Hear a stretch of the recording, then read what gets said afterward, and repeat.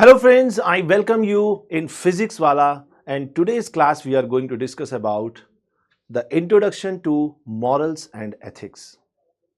दोस्तों, जब हम इंजीनियरिंग सर्विसेज की बात करते हैं तो इंजीनियरिंग सर्विसेज के पेपर 1 जनरल स्टडीज में 10 इंपॉर्टेंट टॉपिक्स हैं और इन 10 इंपॉर्टेंट टॉपिक्स में से एक सबसे इंपॉर्टेंट टॉपिक है engineering ethics and values in engineering profession. जो भी बच्चे सीरियसली तैयारी कर रहे हैं उन्हें पता होगा कि एथिक्स एक ऐसा सब्जेक्ट है जिसमें आपके पास एक ऑथेंटिक रिलायबल सोर्स नहीं है। आपको ये नहीं पता है कि इस सब्जेक्ट को एग्जैक्टली हमें पढ़ना कहाँ से है। ना तो कोई बहुत ही ऑथेंटिक स्टैंडर्ड बुक है, जो बुक्स हैं भी वो इतनी हार्ड कोर हैं, इतनी डिफ़िकल्ट लैंग्वेज उसमें लिखी हुई है कि उसको समझ पाना एक टेक्निकल बच्चे के लिए बहुत मुश्किल है। और अगर आप बहुत सारे प्लेटफॉर्म्स में भी देखें तो आप पाएंगे कि आपको एक ऐसा मेंटर भी मिलना मुश्किल होता है जो आपको टेक्निकल लैंग्वेज में एथिक्स जैसा एक सोशल साइंस का सब्जेक्ट पढ़ा सके। तो दोस्तों, आज हम एक कोशिश करने जा रहे हैं और मैं पूरी कोशिश करूंगा कि आपको एथिक्स में इतना कॉन्फिडेंस आ जाए कि आप ये समझ सकें कि इंजीनियरिंग सर्विसेज ऐसा कोई बहुत डिफ़िकल्ट एग्जामिनेशन नहीं है। आप भी इंजीनियरिंग सर्विसेज में अपना नाम फाइनल मेरिट लिस्ट में ला सकते हैं और आप इंडिया के सबसे रेप्यूटेड गवर्नमेंट जॉब को पा सकते हैं जो किसी भी इंजीनियर के लिए एक सपना होता है। तो बिना टाइम वेस्ट किए चलिए स्टार्ट करते हैं इंजीनियरिंग एथिक्स, और आज हम बात करेंगे introduction to morals and ethics. दोस्तों, अगर हम बहुत ही सिंपल लैंग्वेज में बात करें तो ज्यादातर जो बुक्स हैं, लिटरेचर है, उसमें मॉरल्स और एथिक्स को एक दूसरे से कंफ्यूज किया जाता है। कई बार मॉरल्स की जगह पर एथिक्स को यूज कर लेते हैं, कई बार एथिक्स की जगह पर मॉरल्स को यूज कर लेते हैं। बट ये सोचने वाली बात है कि अगर मॉरल्स और एथिक्स एक ही चीज हैं तो हमें दो शब्द क्यों चाहिए? एक ही शब्द से हमारा काम चल जाता। और डेफिनेटली मॉरल्स और एथिक्स दो अलग बातें हैं, दो अलग कॉन्सेप्ट हैं। और आज के लेक्चर में हम समझने की कोशिश करेंगे कि किस तरीके से मॉरल्स और एथिक्स एक दूसरे से डिफरेंट हैं। तो चलिए स्टार्ट करते हैं। सबसे पहले समझ लेते हैं कि इस क्लास में हम मेजर इंपॉर्टेंट क्या क्या इश्यूज कवर करने वाले हैं।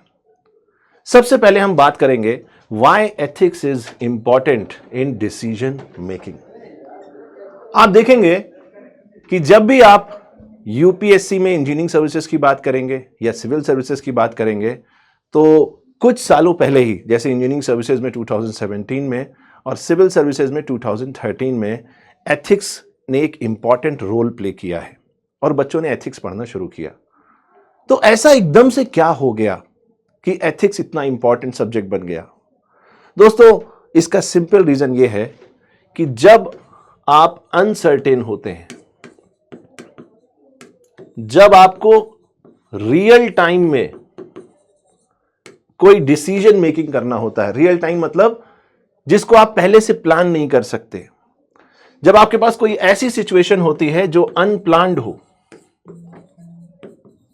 जो आप पहले से नहीं समझ सकते कि यह घटना भी घट सकती है, यह सिचुएशन भी आ सकती है, और ऐसी सिचुएशन में जब आपको एक डिसीजन लेना होता है और आप एक ऐसी पोस्ट पर होते हैं, आप एक ऐसी कुर्सी पर बैठे होते हैं जहां आपके एक सिग्नेचर से लाखों, हजारों, लाखों, करोड़ों लोगों की जिंदगी प्रभावित होती है, तो दोस्तों वहां पर एथिक्स एक इंपॉर्टेंट रोल प्ले करता है। और यही रीजन है कि पिछले कुछ सालों में एथिक्स एक इंपॉर्टेंट सब्जेक्ट बनके काफी सारे कॉम्पिटिटिव एग्जामिनेशंस में आ गया है। इसके बाद हम बात करेंगे एक्सियोलॉजी की। दोस्तों, एक्सियोलॉजी की अगर हम बात करें तो axiology it is a branch of philosophy. It is a branch of philosophy. अब आप सोचोगे कि सर ये फिलॉसफी कहां से आ गया? तो मैं आपको एक जनरल आइडिया दे देता हूं कि जो एथिक्स है, it is basically A branch of moral philosophy.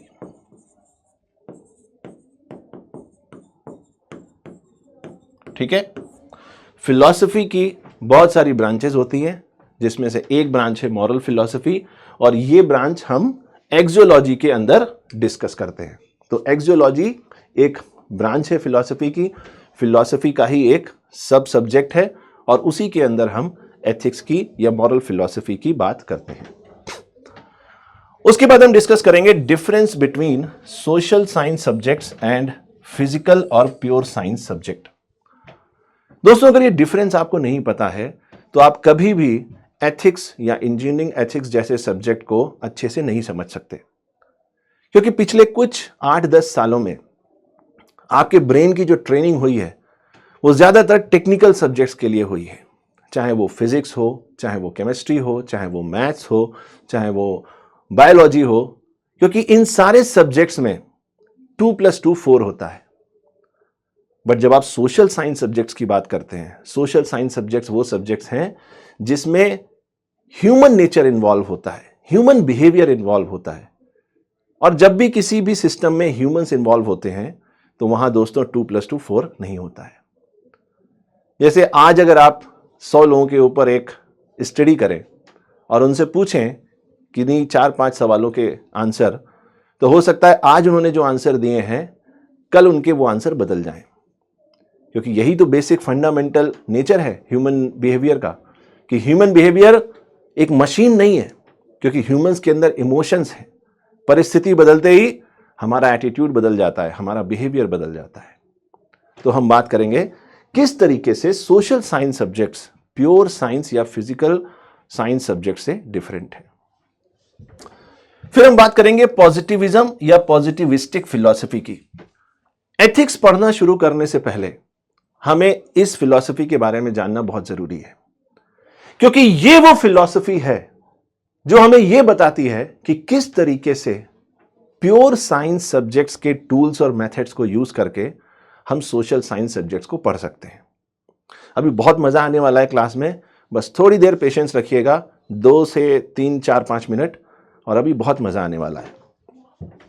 और लास्ट में हम फाइनली डिस्कस करेंगे the difference between ethical values and moral values. तो चलिए स्टार्ट करते हैं। सबसे पहले हम डिस्कस करते हैं why ethics is important in decision making. तो इसके लिए मैं एक बड़ा सिंपल सा एग्जांपल लेता हूं, आप सारे बच्चे इससे कोरिलेट कर पाएंगे। इमेजिन करिए कि जब आपने अपना 12th एग्जामिनेशन पास किया था तो काफी सारे लोगों ने आपके ऊपर एक बहुत बड़ी जिम्मेदारी डाल दी थी कि अगर जीवन में IIT से पढ़ाई नहीं करी तो जीवन बर्बाद है। डाली थी कि नहीं डाली थी? यह वो सिचुएशन थी जब पहली बार आपके दिमाग में एक भ्रम की स्थिति उत्पन्न हुई, रियलिटी डिस्टॉर्शन। भाई कितने बच्चे IIT में सेलेक्ट होते हैं? बहुत कम। और जो बाकी सारे बच्चे, उनका क्या होता है? ऐसा थोड़ी कि उनकी लाइफ बर्बाद हो गई, अब कुछ है नहीं जीवन में, वो भी बहुत कुछ करते हैं।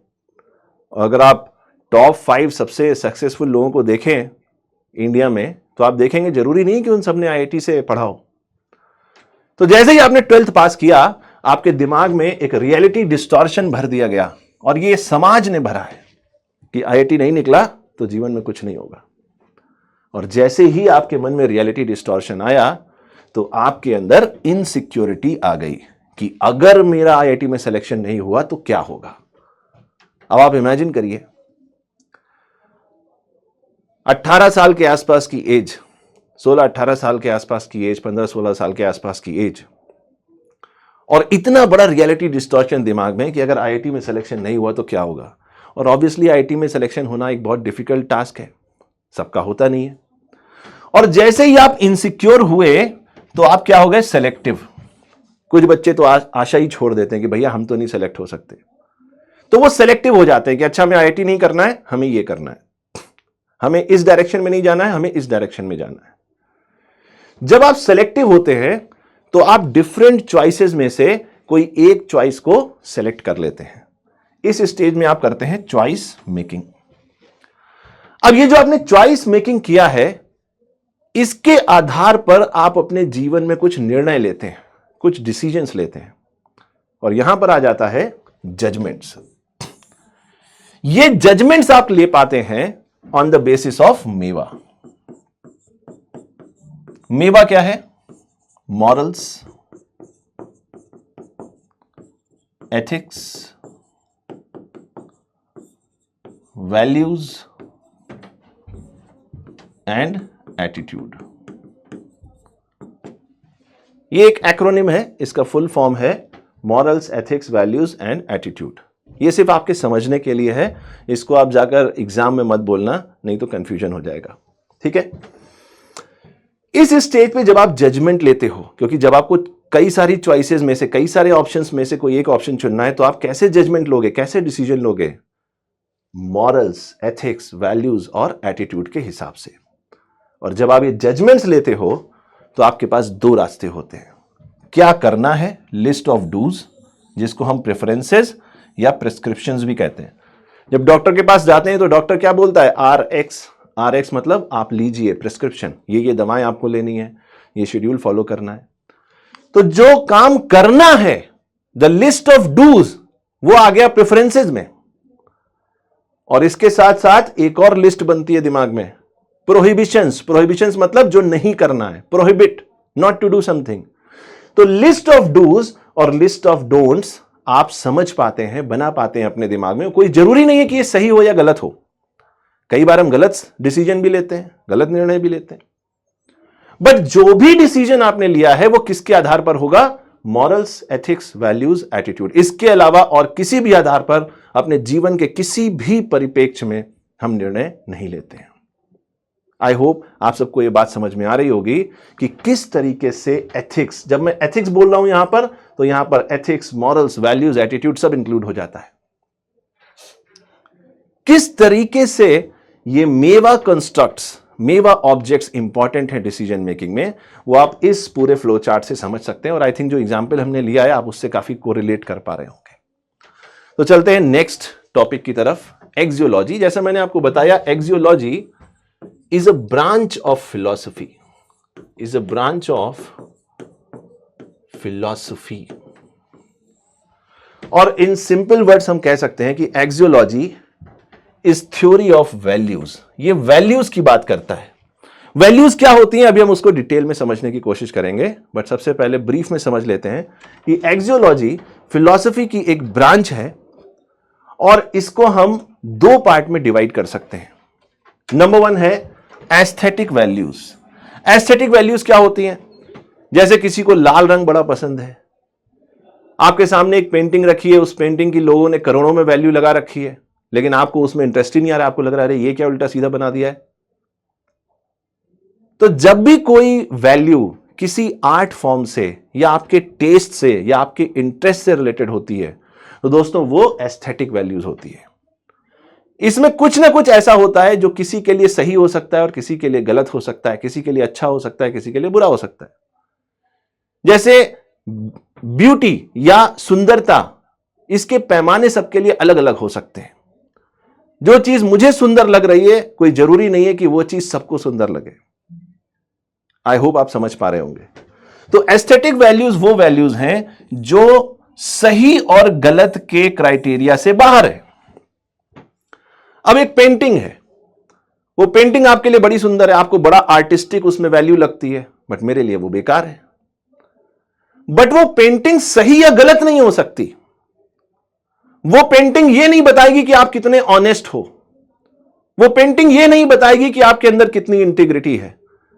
उस पेंटिंग को देख के आप सिर्फ ये कह सकते हो कि अरे वाह बहुत अच्छी पेंटिंग है, या आप बोलोगे अरे ये तो बहुत बेकार पेंटिंग है।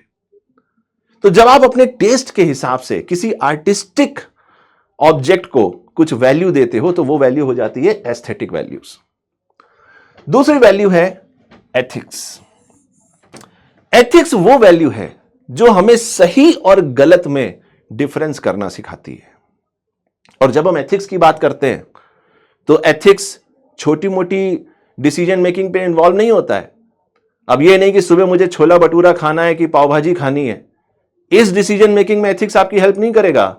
एथिक्स आपकी हेल्प करेगा जब आप कोई ऐसा डिसीजन मेकिंग, कोई ऐसा निर्णय जीवन में ले रहे हैं जो हजारों, लाखों, करोड़ों लोगों के जीवन को प्रभावित कर रहा है। एक सिविल इंजीनियर जब कोई ब्रिज बनाता है तो वहां पर एथिक्स इंपॉर्टेंट रोल प्ले करेगा, क्योंकि अगर वो ब्रिज गिरा तो सैकड़ों लोगों की जान जा सकती है, जान और माल का खतरा है। तो जब बाकी सारे लोगों की जान और माल प्रभावित होती है, जब समाज के एक बड़े हिस्से को हम प्रभावित करते हैं, तो ऐसे निर्णय, ऐसे डिसीजन मेकिंग में हम एथिक्स की सहायता लेते हैं। आई होप आप समझ पा रहे होंगे। बात करते हैं सोशल साइंस सब्जेक्ट्स और फिजिकल और प्योर साइंस सब्जेक्ट्स में डिफरेंस। तो इसके लिए हम एक चार्ट बना लेते हैं सिंपल। अगर आप फिजिकल और प्योर साइंस सब्जेक्ट की बात करें तो ये यूनिवर्सल होता है। यूनिवर्सल का मतलब, जैसे कि मैं इलेक्ट्रिकल इंजीनियरिंग में एक एग्जांपल देता हूं, ओम्स लॉ। अब ओम्स लॉ की बात आप इंडिया में करें, अमेरिका में करें, ऑस्ट्रेलिया में करें या कहीं और करें, ओम्स लॉ तो हर जगह सेम रहेगा क्योंकि ये तो यूनिवर्सल है। फिजिकल साइंस को आप सिंपली फिजिक्स से रिलेट कर लो। बट जितने भी ऐसे सब्जेक्ट्स हैं जिसमें 2 + 2 4 होता है, वो सारे सब्जेक्ट्स क्या हैं? फिजिकल और प्योर साइंस। दूसरी तरफ आ गए social science subject. Social science subjects वो सब्जेक्ट्स हैं जो ऐसे सिस्टम से डील करते हैं जिसमें ह्यूमन बींग्स हैं। जैसे ओम्स लॉ में ह्यूमन बींग्स नहीं है, इनएनिमेट ऑब्जेक्ट्स हैं। तो जो सोशल साइंस सब्जेक्ट्स हैं, they are not universal, they are not universal. Physical और pure science subjects, they are empirical. Empirical means इसको आप एक्सपेरिमेंट से रिलेट कर सकते हैं। जब आप फिजिक्स, केमिस्ट्री या किसी फिजिकल साइंस सब्जेक्ट में एक्सपेरिमेंट करते हैं तो अगर आप 1000 बार एक्सपेरिमेंट करेंगे तो 1000 बार में 90% चांसेस हैं कि आपको सेम रिजल्ट मिलेगा। तभी तो हम कह रहे हैं कि भाई ये यूनिवर्सल है। जैसे ओम्स लॉ, आप 1000 बार एक्सपेरिमेंट करिए तो आपको V = IR का रिलेशन मिल जाएगा। या अगर आप यंग्स मॉडुलस की बात करें सिविल इंजीनियरिंग में या मैकेनिकल इंजीनियरिंग में, तो आप जितनी बार एक्सपेरिमेंट करेंगे आपको सेम रिजल्ट मिलेगा। बट जब आप सोशल साइंस सब्जेक्ट की बात करते हैं तो ऐसा नहीं है। आप जितनी बार एक्सपेरिमेंट करेंगे आपको अलग रिजल्ट मिलेगा। इसीलिए सोशल साइंस सब्जेक्ट्स क्या हैं? They are not empirical.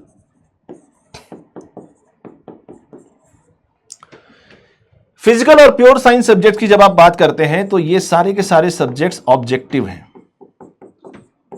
Objective का मतलब क्या होता है?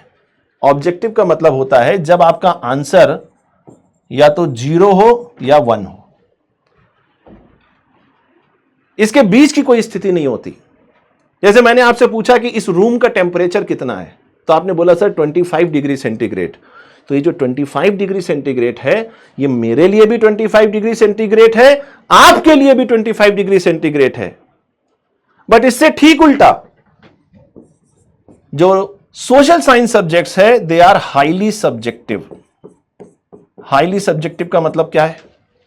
जब आंसर यस और नो में ना हो, जब आंसर 0 और 1 ना हो, 0 और 1 के बीच की स्थिति हो।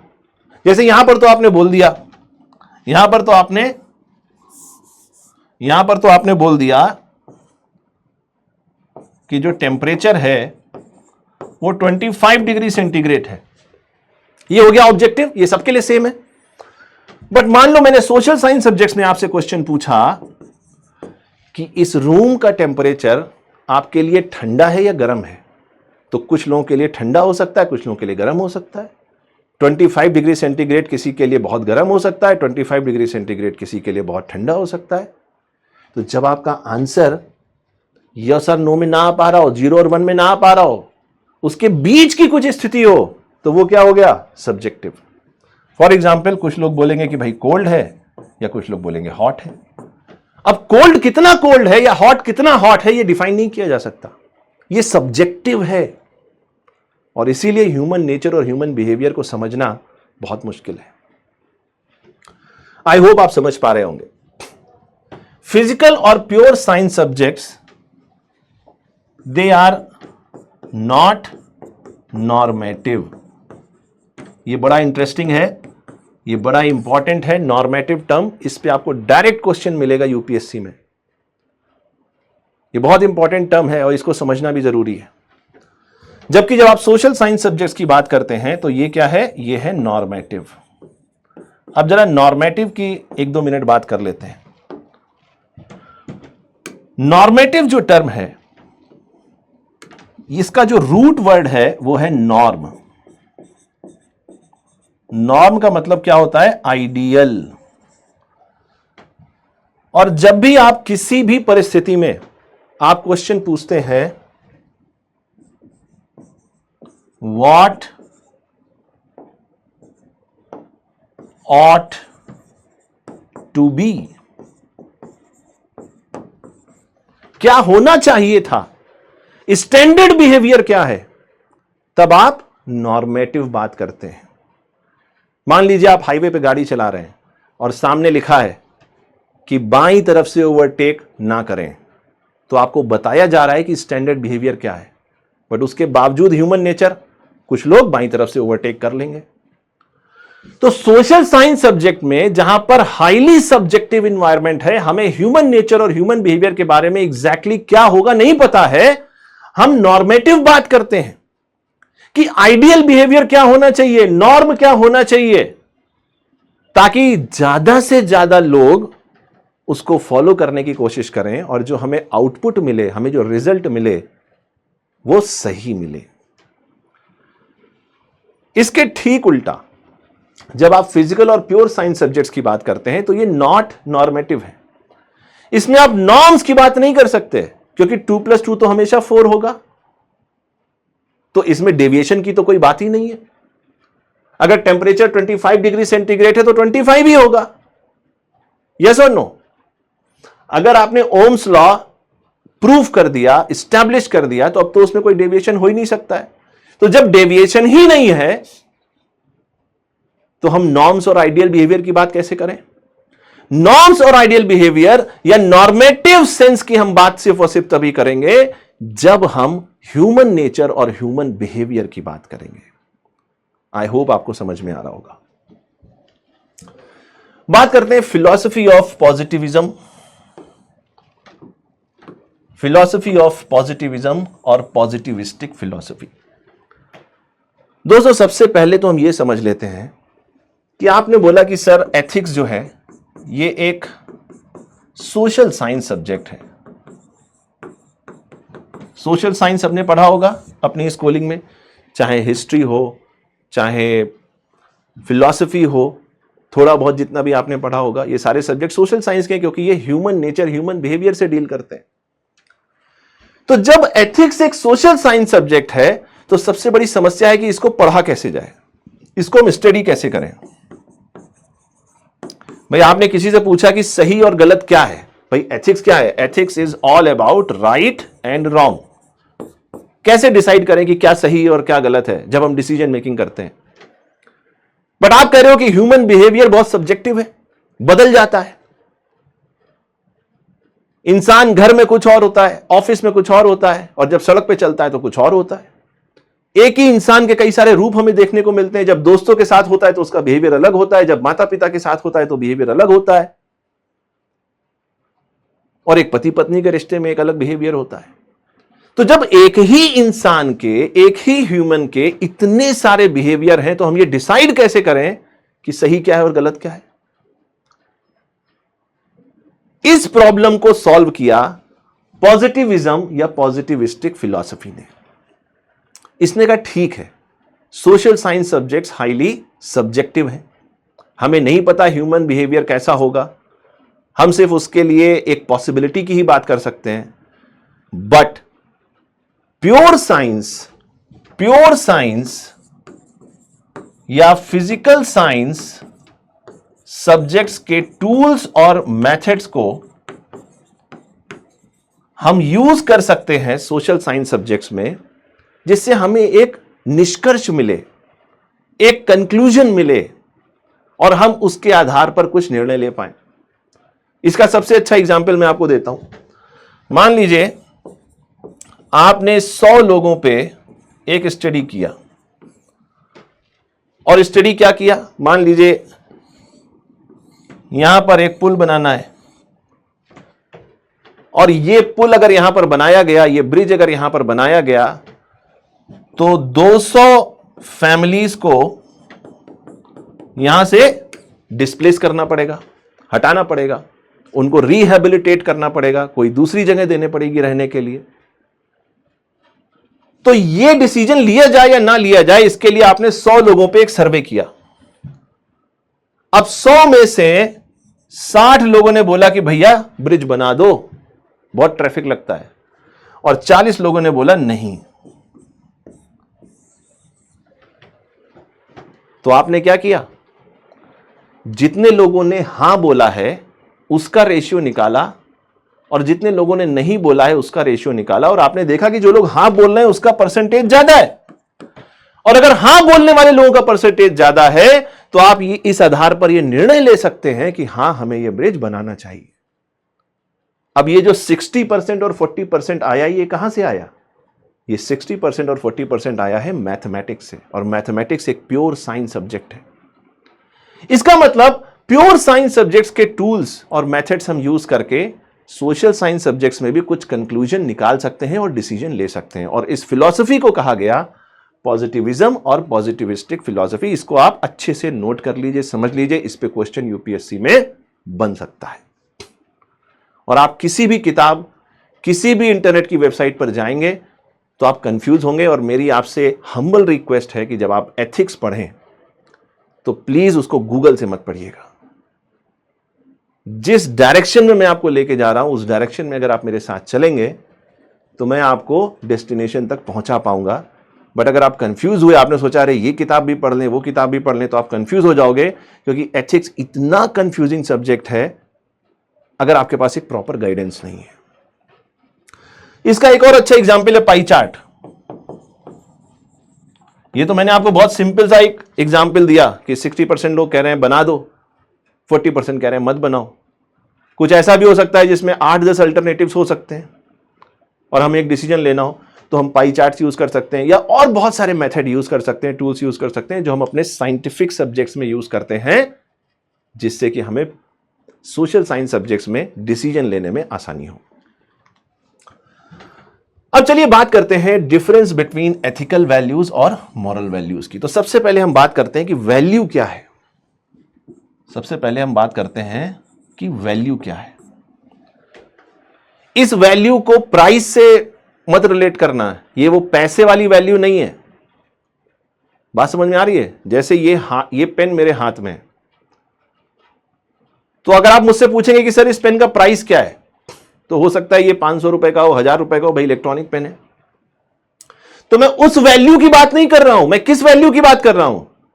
आपने मुझसे पूछा कि सर ये पेन आपके लिए क्या मायने रखता है, मैंने कहा इस पेन से मैं लाखों बच्चों के जीवन में एक पॉजिटिव चेंज ला सकता हूं, इतना पावरफुल है पेन।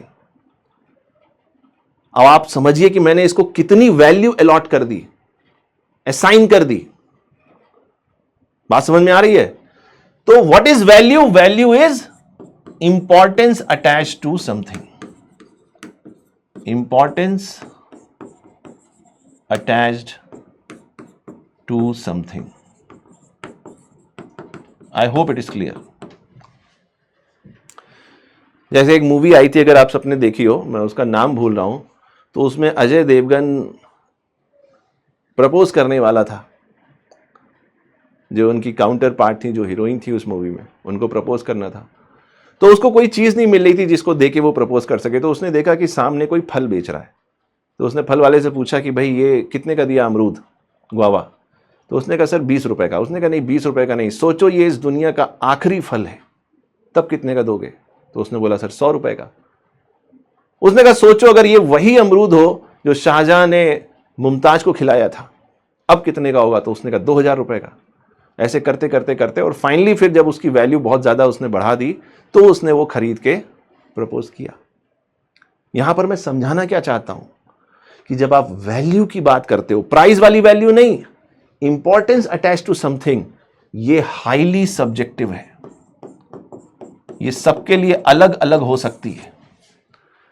आपके लिए इस पेन की वैल्यू अलग हो सकती है, मेरे लिए इस पेन की वैल्यू अलग हो सकती है। तो हम इस वैल्यू की बात कर रहे हैं। वैल्यूज को हम 3 पार्ट में डिवाइड करते हैं, मॉरल वैल्यूज, एथिकल वैल्यूज और अदर वैल्यूज। मॉरल वैल्यूज और एथिकल वैल्यूज वो वैल्यूज हैं जो सही और गलत का निर्णय लेने में हमें हेल्प करते हैं, what is right and what is wrong. On the basis of moral values and ethical values, we can decide what is right and what is wrong. और सही और गलत के पैमाने से अलग बाहर जो वैल्यूज हैं वो सारी की सारी वैल्यूज हैं अदर वैल्यूज, जिसका सबसे अच्छा एग्जांपल मैंने आपको अभी बताया, एस्थेटिक वैल्यूज। एस्थेटिक वैल्यूज बात समझ में आ रही है? अब हम समझते हैं कि मॉरल वैल्यूज और एथिकल वैल्यूज में क्या डिफरेंस है। तो सबसे पहले हमें यह समझना होगा कि जो मॉरल वैल्यूज हैं दे हैव इंडिविजुअल सैंक्शन।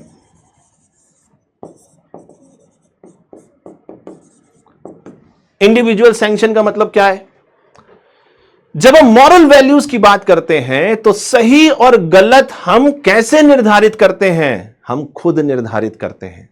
हम ठप्पा लगाते हैं, हम स्टैंप लगाते हैं कि यह सही है और यह गलत है, और हमें बाहर दुनिया में किसी से पूछने की जरूरत नहीं है, और हम जानते हैं कि यह सही है। और जो भी इंसान बहुत स्ट्रांग मॉरल वैल्यूज रखता है, आप उसके जीवन में कितनी भी परेशानी ला दो, वो कभी अपना रास्ता नहीं बदलेगा, वो कभी गलत रास्ते पर नहीं चलेगा। और दोस्तों यही कारण है कि जब आप छोटी क्लासेस में थे, जब आप class 5th, class 6, class 8th में थे, तो आपको कौन सा सब्जेक्ट पढ़ाया जाता था? Moral teaching. तब आपके मॉरल्स के ऊपर काम किया जा रहा था, क्योंकि बचपन में जो वैल्यूज बन जाती हैं वो जीवन भर आपके साथ रहती हैं, बहुत स्ट्रांग होती हैं। और ठीक इसके उल्टा, इसके विपरीत, जब आप बड़े हो गए, पढ़ाई कर ली, ग्रेजुएशन हो गई, अब नौकरी करनी है, तो अब हम बात कर रहे हैं एथिक्स की। क्योंकि एथिकल वैल्यूज में सही और गलत का पैमाना समाज निर्धारित करता है। When there is a societal sanction, when there is a societal sanction, जब समाज निर्धारित करेगा कि सही क्या है और गलत क्या है, तब हम एथिक्स की बात करेंगे। और जब हम खुद डिसाइड करेंगे सही क्या है और गलत क्या है, तो हम मॉरल्स की बात करेंगे। आई होप आप सब समझ पा रहे हैं। दोस्तों, अगर आप मॉरल वैल्यूज की बात करें तो मॉरल वैल्यूज कहीं ना कहीं इनर वॉइस से जुड़ा है। इनर वॉइस को आप हिंदी में कह सकते हो अंतर आत्मा की आवाज।